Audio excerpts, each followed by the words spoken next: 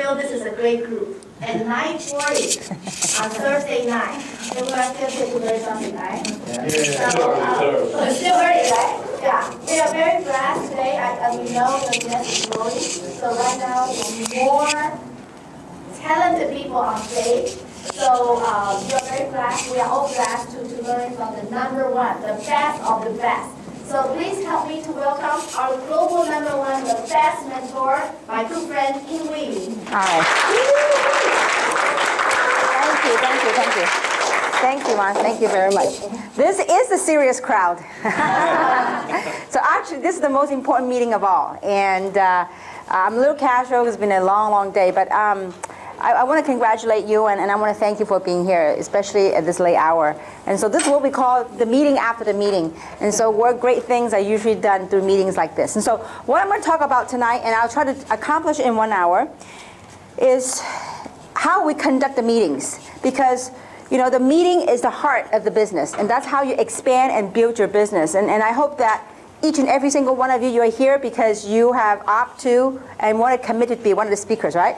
Yes. Okay? Now, I know Patrick goes, no, I don't think so. But Patrick, you get comfortable. You know, actually, I was thinking, you know, Patrick can have one of the most compelling stories. He's very believable. But he just needs to master on learning how to tell that. And so, but before I talk about the little details of being a speaker, a lot of times people, when they look at this type of business, they go, wow, you know, I'm an awesome speaker. I'm a motivational speaker. Actually, the best speaker is someone that comes from the heart, with that passion, with that belief. And so there's certain psychology I want to explain to you guys why we do things certain ways so that we can get the job done effectively. Okay, now, so I want you to think back on day one when you first joined this opportunity, or take a look at any opportunity for that matter.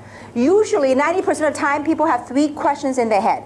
And I bet you, most of you in this room, you also have those 3 questions, okay? So the design, the psychology of the presentation is to answer those 3 questions effectively. If you have answered the question effectively, you got the job done. You got the sale made, okay? So number 1, the 3 questions in most people's mind when they attend a meeting just like this is, number 1 thing is this thing for real? Okay, so is this deal for real? I mean, you know, your friend told you about it, you come to check it out. So first question in the head is, okay, fine, I hear what I heard, but I want to know if this deal is for real. Okay, now number 2, this deal's real, but what's in it for me? So people, let's say, for example, people told you how great Janice is and you want to check out this deal for real. Now, okay, it's a real deal. Now, what can I gain out of it? Most people, including me, all of us, when you check out an opportunity, I want you to think back. Is this true? Like, do you think, what's in it for me? Okay, so what's in it for me? Okay, number 3 question they have is, can I do this? Now, you might have something that's really phenomenal, but if people can't do it, what good does it do? Let's say there's some career, some businesses that makes a lot of money, but it requires $gazillion of investment. You know, they feel like they can't do it, right? So if you can answer these 3 questions successfully, 99% of the time you got a sale. So how do we do that?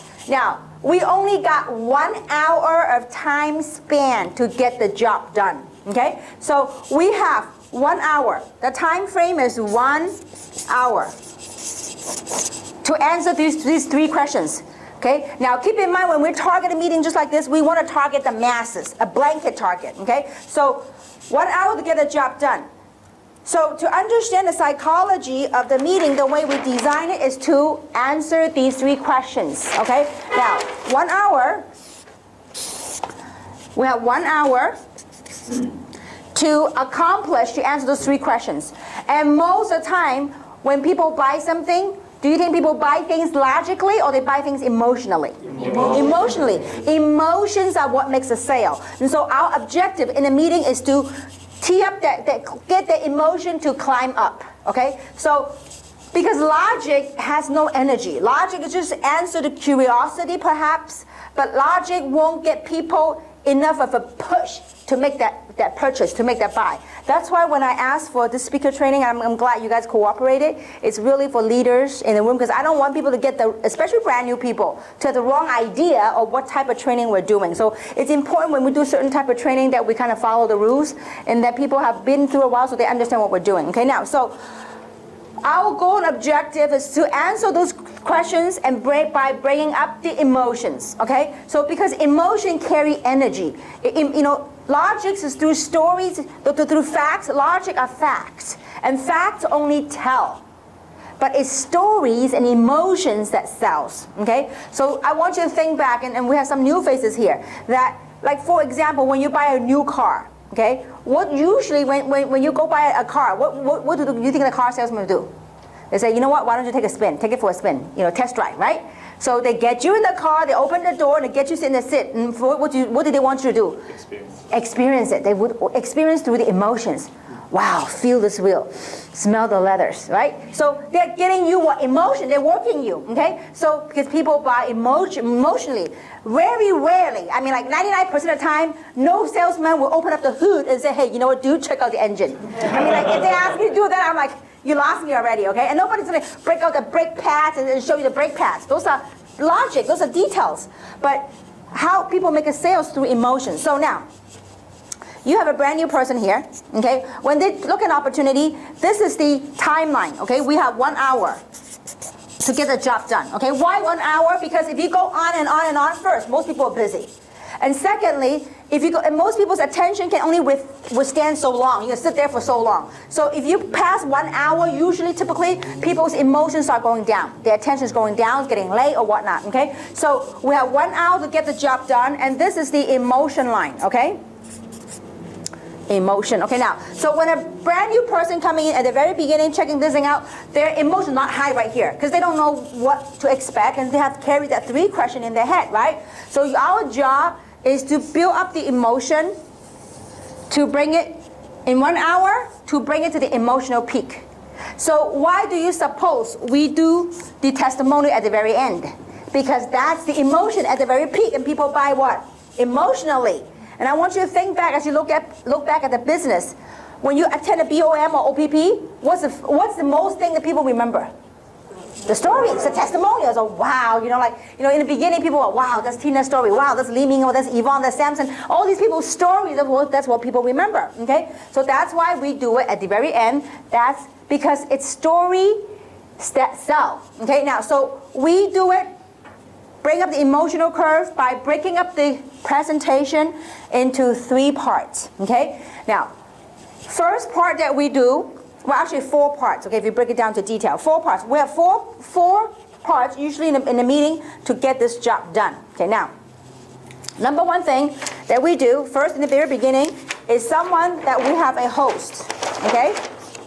A host or an MC, And a MC does nothing more than just just kind of create the atmosphere. Welcome everyone, set the tone for the meeting. Okay, now, when the MC comes up, his or her only job is to welcome everyone and say it with a smile. Okay, welcome everyone. And then, so I'm gonna outline it for you, okay? A is welcome everyone. Okay? B is to set some house rules. What are the 3 house rules?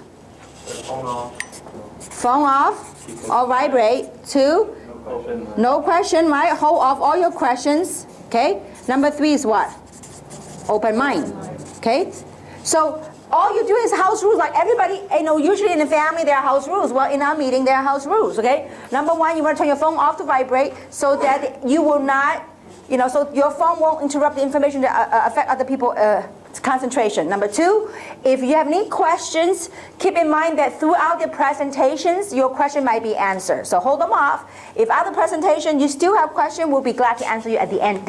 Now, why do we do that? It's important we set that up front. Because if you didn't set it up front and somebody in the audience and they don't know any better, and they start raising their hand in the back, and if a speaker up here, they're not experienced, and they don't know what to do. Hey, I have a question. And then if they are not experienced enough, they start addressing the questions.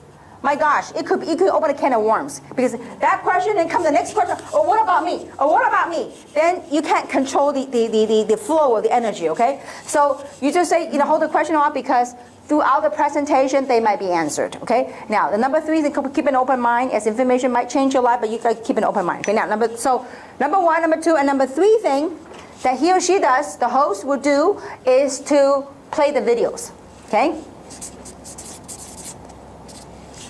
So we're going to show you a few short films, short videos, okay? Don't say we're going to show you a few videos. People go, videos, oh my gosh, how long is the video? So we're going to show you very short clips of the video that kind of talk about that related to the subject that we do. They are not endorsing our product, it's come from third party, but they're talking about relating the subject, the technology that we have. So that it's important that we make that disclaimer because we don't want to show, whoever that is, Barbara Walter, whoever, and then mislead people to think that they are endorsing our product. So that disclaimer is very important, okay? So show the video, and then the number 4 thing that they will do is to tee up the first speaker. Okay? Now, when you tee up somebody, your job is to say a few good points about that person, but not to tell that person's story. It's important to understand that. And also, as some of the techniques, when you're teeing up people, you don't say the name right away. You say the boom, boom, boom, the good stuff. Now, ladies and gentlemen, please help me welcome Mr. Samson Lee. Then you say the name at the very end. You don't say, well, the next person I'm going to bring up, his name is Sammy, and he's da-da-da-da-da. It just doesn't have that flow. Remember, we want the flow, okay? So the next person I want to bring up is, he's a gentleman, whatever the good things of the next person is, not to tell their story, but 1 or 2 or maximum 3 key points about the next speaker, and then you will say the name of that person. Now, it's very important when we tee up people that we tee up fact. We don't tee up, like, for example, sometimes it's important when you're teeing up somebody, make sure you get to know that person before you tee him up. So let's say, for example, if you were to tee up Mr. Dave Toll, to say that Dave is a world traveler, traveling around the world, people that don't know might be okay, but people that know in the room, it takes a little bit of difference to audiences. Some people are looking for that one thing to disbelieve you. So if you say that one thing that's not correct, some people might use that and discredit the entire presentation, okay? So it's important to find out a little bit facts about that person and tee up the next speaker, okay? So after you tee up the next person, then what you do is, let's say, for example, if Peter is the MC. So Peter will tee up and welcome the next speaker. So as the next speaker come up, you do not run off. You don't run off the stage until you do a handshake or a hug, or whatever you're comfortable with. Then you hand off the stage, you leave the stage and let the next person take off, okay? Take the stage. Now, that's part number 1. Part number 2 would be the first half speaker, okay? First half speaker. Now, this person's role is first to talk about introduce himself, a little short ID. Now, the MC or the host do not do any ID. Only the first half speaker will do the ID, meaning their background, the story. Now, the reason why the first half speaker will do the ID or the testimonial is because you want to be able to relate to the audience. Because if the audience will identify with you, they will buy from you. If they don't like you, they don't know what you're coming from, why should I buy you? Do you know what I'm saying? So you have to create your own ID, and that ID is no more than 2 minutes, okay? 2 to 3 minute maximum. So you do 2 to 3 minutes, then your role, your job is to go talk about the company and the product. Now that's the easiest part, because company and product, it's in the what? In the computer, in the PowerPoint.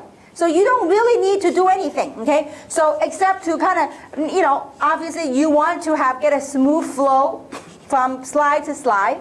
So you want to learn to practice a little bit, but don't read from the slide. And by the way, if you must look at the screen, keep in mind a lot of times technology these days, when it show on the project on the screen, there's a computer in front of you. So instead of looking at this, kind of look at, kind of glance at it and pick up the bullets and go at it. And some of the etiquettes as a speaker, when you speak, when you look at something and when you write something, it's very important to always try to do a 3/4 of a face facing the audience. Even to write something, if you write something like this, that's not polite because your entire back is facing the audience, okay? So try to always keep a 3/4 of a face looking at the audience, okay, when you write or even when you read things, okay? If you must read from the screen, for some reason you can't read it from the computer, try to do it from a 3/4 of an angle so that you still are looking at the audience. And so there are times I've seen people literally reading from there and the back is to the audience. And so you're losing the touch, losing the feel, because everything is about feeling. Everything's about energy. So you want to keep, look, everything I'm teaching is easy. The toughest part is it's those little tiny differences, but it's those little tiny stuff that make a difference in your presentation and in what you do, okay? So Your job is to do your ID, 2 to 3 minutes. I mean, I normally do a 2-minute gig. It's max already, okay? And so you follow the PowerPoint, the company, the product, okay? Then your job is to tee up the next speaker, okay? Your job is to tee up the next speaker. Again, when you tee up somebody, you say the name, what? At the very last, okay? When we were in Malaysia, we have a brand new person. We just gone over the speaker training. And when that person comes on, they go, the next person I bring up is Mr. Samson Lee, and da-da-da-da-da. I'm like, no, you gotta do it's a building up a movie. You build, like when you watch a movie, you don't tell the ending. The name is the ending, okay? You just build up create that mysteriousness, okay? Dun, dun, dun, wow, okay? So you just got, look, this is performance. Like, how many have been to Luau in Hawaii? Luau, it's same show, but every time the performer perform like it's the very first time. So you need to have that, okay? We need to learn to do that, okay? So that's the front half speaker. Now, the third part of the presentation will be the second half speaker, okay? Now, again, the second half speaker comes up, what is he or she supposed to do? To do a quick ID. Why? Because the audience, you want the audience to be able to relate to them. Who are you? Why should I listen to you? So when you speak from your heart, tell your story, your background, hey, you never know. Maybe the first half speaker, the story, didn't touch people, but maybe the second half speaker, their testimonial are able to move and touch somebody. You never know, okay? So second half speaker, the ID, then the compensation plan, right? The second half speaker, what does he or she talk about? The opportunity side, right? The comp plan, okay? So then the third thing that the second half speaker does is what? Call up the testimonial speakers, okay? Now, I like to choose, so this is testimonial speakers. I like to choose 2 to 3, 3 to 4, maximum 4, usually, testimonial stories. Why? Because if you go 4 or more, it's way too much, okay? So unless you have a huge event, then you can call it maybe maximum 5. But if you got one person that go on and on and on, that kills the meeting. I think 3 or 4 is very perfect. And when you call testimonial speakers, guess what? You want to call different background, maybe women, men, the different diversity. Because if it's all, like, let's say the front half speaker is a woman, the back half speaker is a woman. They go, a man sitting over there and say, wow, this is a woman business. And then you go, a bunch of testimonials, all women. They go, oh, I'm a man, I can't do this. So it's important that you select different background to target different audiences, okay? So we have 4 parts, right? I want to talk about 3 parts. Number 4 part that we do is testimonial speakers, okay? Again, testimonial speakers is 3 to 4 people max. And each one of them is 2 to 3 minutes. Remember, we only got 1 hour. So if you got someone that goes and talk about 5 minutes, and you got 4 of them, 4 times 5 is how many? 20 minutes. It's way too long, okay? So 3 to 4 people max. Okay, maximum 3 to 4 people on the story and testimonial. These people's job is to tell their stories. That is it, nothing more, nothing less. No coaching, no preaching, no judging, nothing, okay? Because it's an OPP, it's a presentation, okay? So the most important part of this whole gig is the testimonials, because it is through the testimonials that we create, that bring everything up at the emotional high, okay? So this is where the 3 to 4. Now, if you got someone as a testimonial speaker that goes on and on and on and on, guess what? The audiences, the emotion start going down. When the emotion going down, guess what? No sale. You kill the sales for other people. That's why I want to keep it short and tight, okay? 2 to 3 minutes max. Now, so we build this thing up by doing the following. Answering the 3 questions, right? Is this gig for real? Well, is it for real? Why do you suppose we pay the videos? Okay, we pay the third party, and these are not the video done by us. This is video done by the media, done by third party. That is to answer that question, is this thing for real? We need that because third party edification does a lot better than you and I talking about ourselves, because it's not from us. So that builds credibility, and that also builds what? credibility, okay? So believability. People say, okay, now, oh, you know what? I know KNBC. I know Channel 9. I know, So these, it brings the audiences to understand that, wow, you know what? This thing I'm beginning to accept and embrace. Remember, the emotion is right here. So as they watch KNBC, they watch, whatever the video that we're showing from the media, it begins to build up that believability, okay? Now, then the next thing we do is we do the company, we do the logic, right? The PowerPoint talked about the company. Then also, we talk about the product. Company and product, those are facts. These are logic. We are using logic. You attack the logic and then back it up by emotion. Okay, so we do is this thing for real? The number one question is done by the video, company, and products. To answer this question, is this thing for real? Okay, now, what's in it for me? Well, so as you're doing this, you are bringing up the emotion slowly but surely. Okay. Now, if someone is open-minded and they're sitting over here and they watch all this stuff as we proceed with the presentation, you can't help but to start to believe, start to seeing something, okay? Then the second speaker, what does he talk about or she talk about? The compensation plan. So remember the second question, what's in it for me? Well, the second question, what's in it for me? Thank you. Is the money part, the compensation plan, okay? Comp plan. So through the comp plan, we are building up the emotion, and then instead of saying, well, let me tell you what's in it for you, instead of saying that, just let the PowerPoint do the job. What's in it for them? People have imagination. Let their own creativity run, okay? So what's in it for them? They go, oh, okay, now I can see this is a way to make some money. So we do that by showing the compensation plan through the second half speaker. So the third question, what was the third question? Can I do this? Can I do this? That's when we do the, can I do this? That's when we do the what? The testimonials. Now, if someone's sitting in the audience and they look at Li Ming, for example, wow, a single mom. She's never done this kind of business before, but she can be successful. If she can do it, so can I. If they look at Tina, wow, Tina, a housekeeper. If she can do this, speaks broken English, I too can do it. If they look at Winnie, wow, Winnie's 64 years old. At her age, if she can do this, so can I. Okay, so that's why it's important that we do this testimonial so people's imagination start to spark. Is, oh, you know what? If he or she can do it, so can I. Sometimes people don't like to take people to the presentation because, oh, they're not a powerful speaker. You can always turn things around. You can say, look, if you are better looking than him, if he can do it, so can you.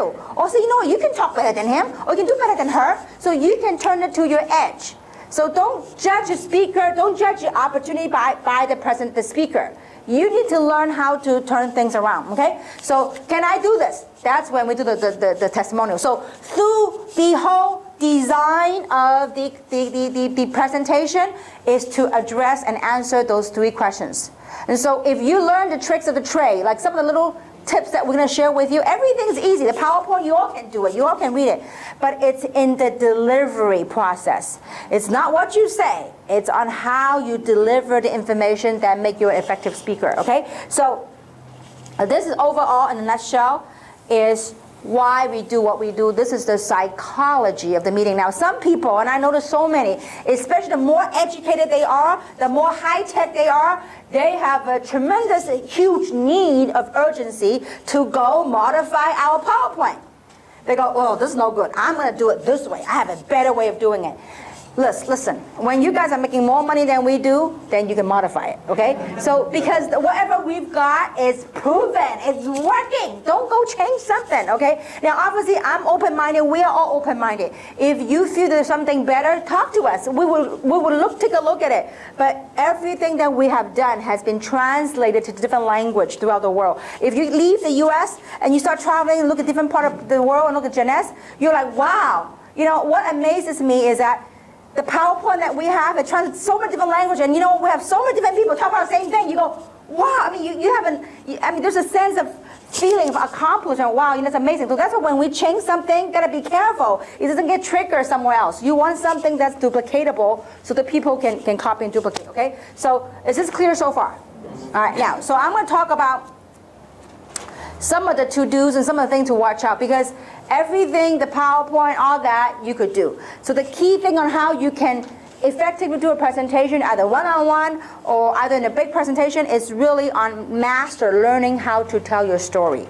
Because everything is about story. True or not true? Yes. All I do, day in, day out, here I sell some other country's story. When I'm elsewhere, I sell you guys stories. So that's all I do, tell story. So we gotta know, when you identify people, when you look at people, you know what their needs are, you know when to tell what story, when to say what, and that was what makes you an effective communicator. Okay, now, so talk about story. So how do you tell your ID? How do you create your ID? Because it's your ID, your story, that can make or break the presentation. Okay, so let's talk about how to develop your ID. Your ID, again, you develop your ID around surrounding these 3 topics. Okay, number 1. Who are you? Who are you? Who am I? Now, this is not a philosophical question. Okay? People start spending days on who am I? Okay, that's another lesson for another day. Okay, so who are you, meaning your background. You know, I got a guy coming to me saying, Kim, you know, I love your question. Who am I? I spent days thinking about it.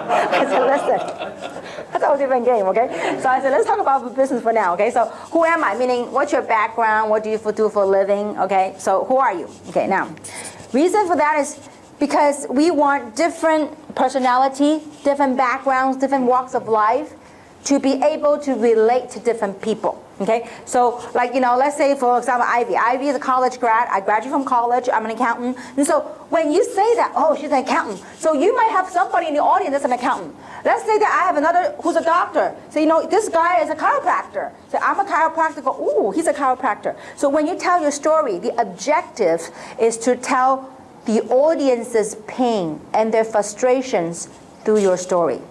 Instead of saying, hey, you know what, Sammy, you're stuck. Instead of saying that, you saying you are stuck. Because if I attack him, he'll kill me, okay? So, but you are trying to tell, you know, like in English, you know, there's an expression, you know, the wall, it has ears. So if you tell the wall can hear. So your objectives through your story, you talk about your pain, your frustrations, and how, I mean, of course not to be negative, not to like downpour on all your whole story, okay? But, you know, the pain and frustrations so that people go, you know what? Me too. The reason why it's called ID is to identify. If the audiences identify with you, guess what? You got a sale, okay? So imagine this, you know the chickens, you know how when they peck the rice? So peck the rice, they're buying, okay? So when they identify they're pecking, you got a sale, okay? So now, who am I? Okay, write it down. What do I see here? What do I see in Jeunesse? Okay, what is it you saw? What is it that make you make the decision? Now, you know, this has to come from you and your hearts. I can't be, because everybody say, oh, I saw a great product. Oh, I saw a great product. That won't cut it. It has to be something from your heart. I mean, Sammy has a great story. I mean, you know, he saw this as his vehicle for his plan B, for his retirement, as he can't rely on Social Security anymore after all those years of work. So, I mean, when he tells that story, I'm sure people that are thinking about retirement or near retirement, they are probably in the same position Sammy is, okay? So, what do you see here in Jeunesse? And that has to come from you. And a lot of times people, when they write their story, they want to sound intellectual. They want to, you know, have it perfectly poised and perfectly phrased. Ain't gonna cut it, okay? So we can tell when people memorize their speech. So you just gotta, you know, learn to do that part, okay? Now, what do I see in Jeunesse? And number 3, as a result of making that decision, joining Jeunesse, where are you today? Or where are you going? Okay? So, as a result, okay? As a result, this is where I am or where I am going. Okay? Now, sometimes, especially people that are kind of new, when they look at something like this, they go, you know what? I can't tell people where I am. I haven't made money yet. Don't worry about it. It's not, look, let's say that you're new. You haven't made money yet. You say, listen, I'm new in this business, but I finally saw a vehicle whereby I can whatever that is you want to. So if you are not where you want to be at yet, that's okay. Say, I can now see a way to where you're going. Tell people where you're going. Now if you say, I wish that through this vehicle that I can be wish and hope don't lack that force, lack that energy, okay? You say, I believe through this opportunity that I can, whatever that might be, okay? So don't go, I wish, I hope. Hope and wish is not strong enough. So, and a lot of times, actually being a speaker helps a lot. Because if you're on stage, you're telling people, you know what, I believe through this, I can be, I finally see a way. I've always wanted to become a millionaire. But all these years, I never knew how. But at least finally, I saw a way out. I saw hope that I can accomplish my dream, my vision, become a millionaire. So when you say that, when you encounter challenges, when times get tough, you can't quit. Because you told people that you saw a way out, that you can make a million, okay? So you're going to stick with it. So anyway, write your story around these three things. And the reason why I say write, because when you reason out your logic in your head, then when you deliver that story, become very clear. So when you tell story, when you present, the most important things are mental clarity. Because when you present, you help a lot of people in the room. So it's important to have a mental clarity. If you're really foggy that day, talk to somebody, say, listen, either you yourself defog yourself out there, okay, before you come and do something. And that's why it's very important to understand. When we do a meeting, and if let's say that, and when you're a speaker, you got to teach the team that if you are going to be a speaker, if there are some people that are negative, or some people that have some issue, don't before the meeting say, no, there are times I go to a meeting and go, hey, Kim, I have some issue. How come? I'm like, I'm trying to psych up for the presentation. And here there are people coming and dumping everything on you. So you got to learn to shield people away from the speaker. Let them do the gig first. And then usually if they do that to you, you have to be experienced enough to say, you know what, that's a great question. I'll get to it at the end. Okay, let's finish the presentation, then I'll answer your question. Don't try to, because, listen, I mean, it takes a lot of years of experience to ignore when people just dump on you, especially when you're about to get on stage. So it's important that you kind of learn these little things. Okay, now, so develop your story. If you haven't done so, do it at home. Okay, finish the story, 2 to 3 minutes. Okay, tell that story, because it's that story that's going to carry you through when times get tough, or when you're in front of people. Look, I mean, you got to be yourself. Let's say, for example. Patrick, perfect example. Patrick is a very low-key kind of guy, but Patrick is a very believable kind of guy. But Patrick, until the day Patrick learns to tell your story, Patrick, if you want to get really successful in this business, Patrick, you got to learn to tell your story. I mean, you don't need to be like, hype. No need. You just got to be yourself and tell them, listen, people, I wonder, Patrick has a lot of businesses, Patrick has a lot of traditional businesses. I wonder why he's doing this. But Patrick never wanted to tell his story, but he just wanted to do it. So you got to Patrick willing to share your story to people. People are curious. You're a rich guy. Why are you doing this? So, but when you tell the story, I bet you people will sign up because it's very effective. Okay. Now, so develop your story, 2 to 3 minutes, and tell the story. You just gotta go with your flow, go with your own feelings. Okay. So now, key things. Some of the things not to do when you tell your stories, guys. Your job right here is to the emotional peak. So therefore, when you come up, do not preach people, do not train people, do not coach people, do not ask people questions. Some people come up and say, would you agree with me, Facebook this and Facebook that? I'm like, dude, that's not your role, okay? Your role is to tell your story, okay? So let's keep things very simple. You are up here to tell your story. Who you are, what you see in here, and where you're going, and as a result, what has the business done for you?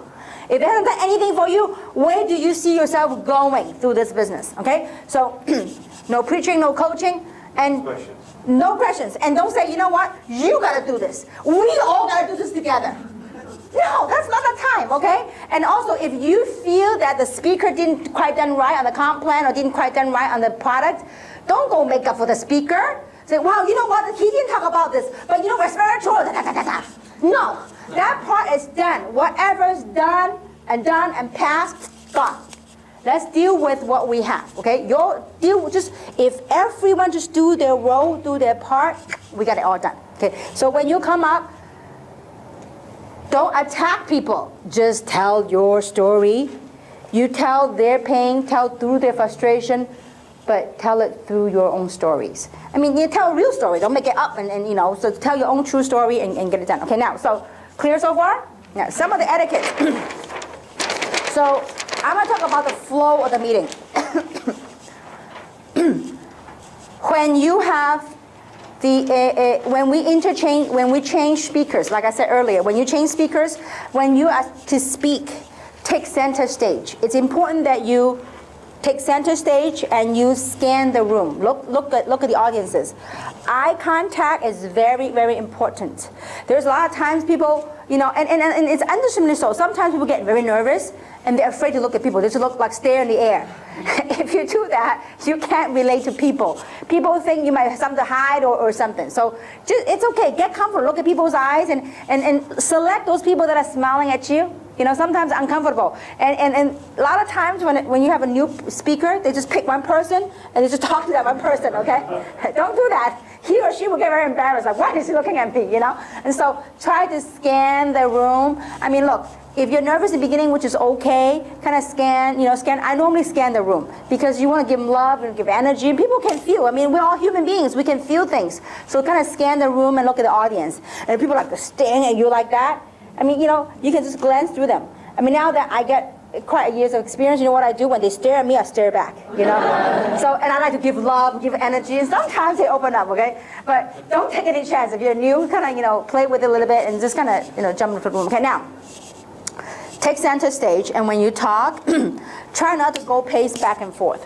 Because if you go pace back and forth, the audiences will get very dizzy. Because they try to follow you now. But if you must, like I talk very animated, so I like to talk with my hands. So you can do hand gesture rather than movement, okay? So your hands can move, but instead of your body moving back and forth, okay? So, and don't rock back and forth, just, you know, talk with your arm, talk with your hands. And so usually when you're a presenter, you know, come in, you know, professional attire. It's very important because it sends out a message. Okay, so today is training, so hopefully I'm excused, but it's late at 10 o'clock. But when you come to a presentation, gentlemen with a tie and a suit, and ladies, you know, jacket, and thank you so much, Samson. So take center stage now.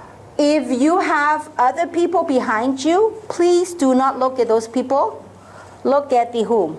The audiences, because the audiences are listening and they are watching, okay? So everything we do up front in the stage forms an impression, okay? So now, so the MC host, welcome everyone, and I constantly have to remind myself, smile, you know? So, because when you smile, it's like a mirror effect, you know, the audiences reflect. So smile, and I always have, I mean, I've done it so many years, I always have this thing in my back and say, smile, you know, smile, you know, so you just have to keep reminding yourself to smile. Okay, now, and then introduce front half speaker, the front half speaker take stage, then the front half speaker tee up the second half speaker, take stage, then the second half speaker, when he or she calls for testimonials, I would like to call the next couple of people to share their story with you, so I will call 3 to 4 people all at the same time.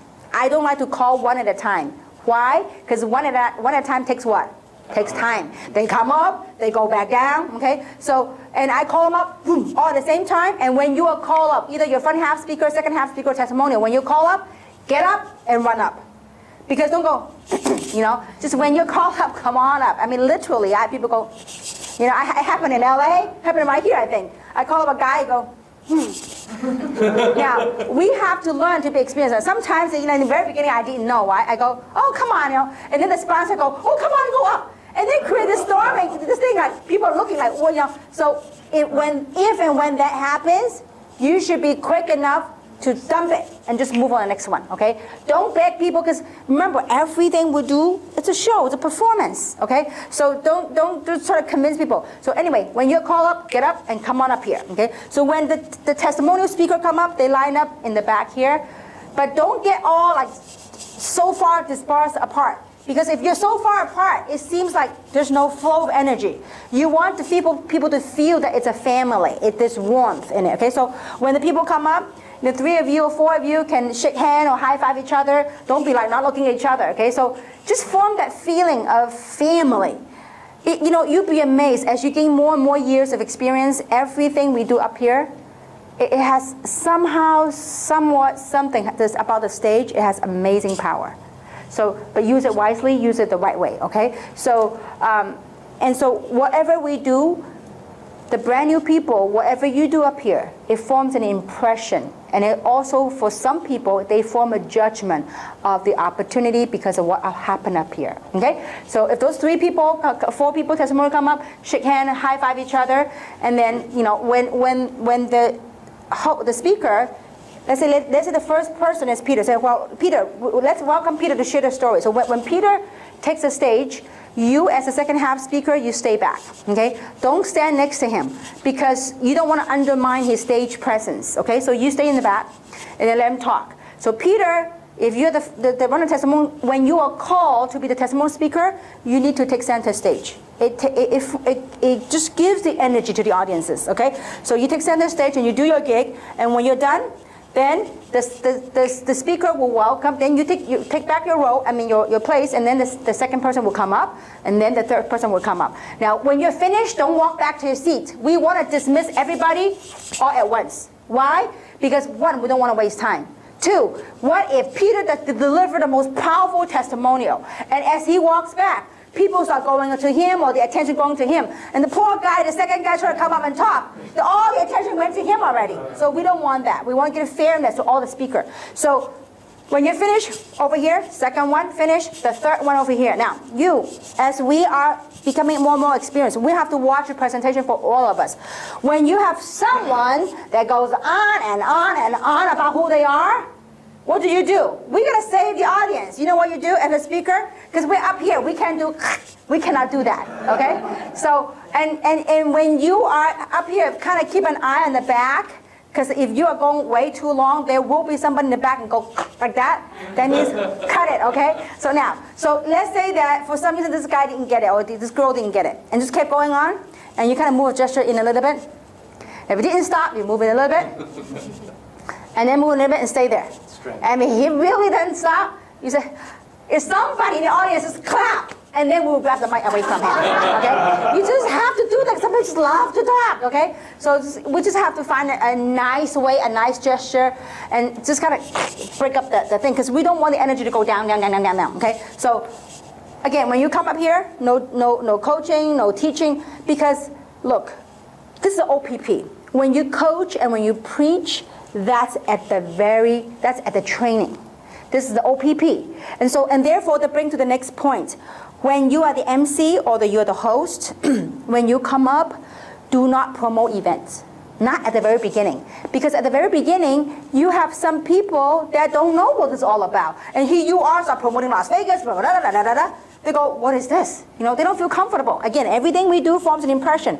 So, but as a second half speaker, when you dismiss all the testimonials, then you take back center stage and you do your closing remark, whatever that might be. So no need to do some elongated and elaborated closing. Everything, remember, that emotional line is at the peak. Everything is done already. No need to do some smart close line. I mean, just do whatever that works for you, whatever you feel comfortable with.